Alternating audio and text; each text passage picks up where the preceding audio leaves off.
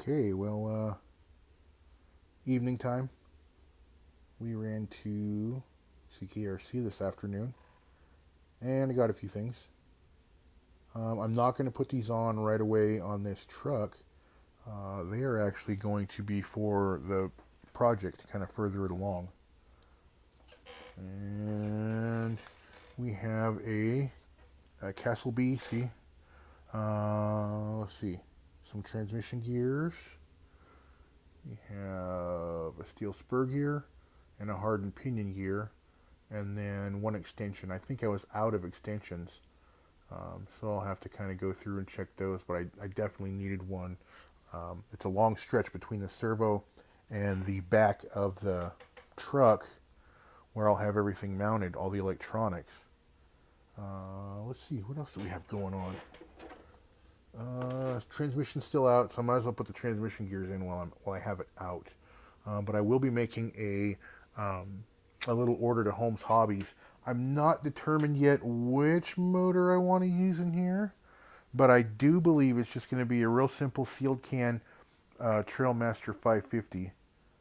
Probably the 27 turn, a little bit slower turn, but a little bit more torque.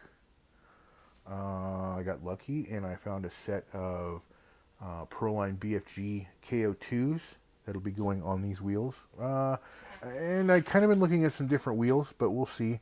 It's really hard to find scale lug nuts for these.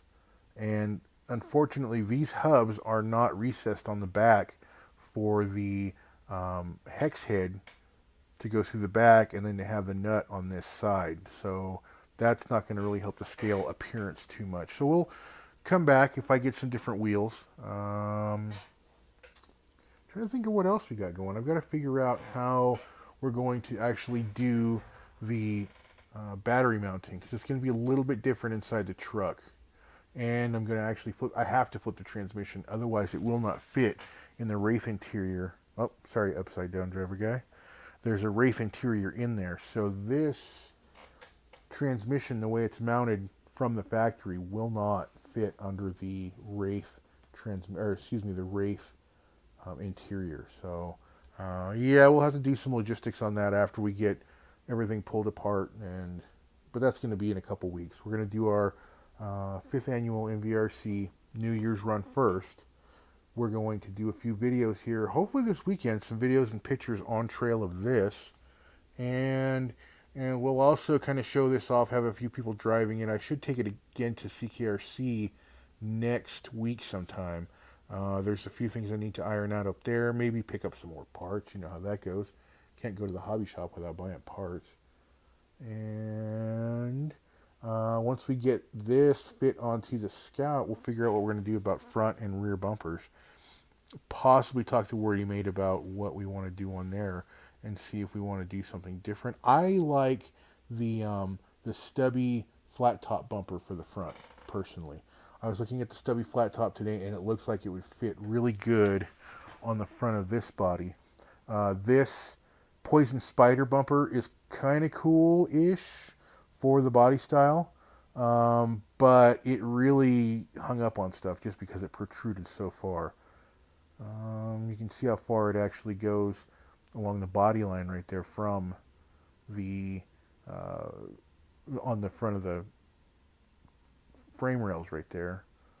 So it'll suck in a little bit tighter to have an actual fitted bumper to that, even if it's just a, again, just a really basic stubby bumper on there, which I think would look really cool. I think that's about it. We will come back later. I'm not sure what else we're going to do. I'm going to take this apart. I'm actually going to go ahead and get some grease stuck in these axles.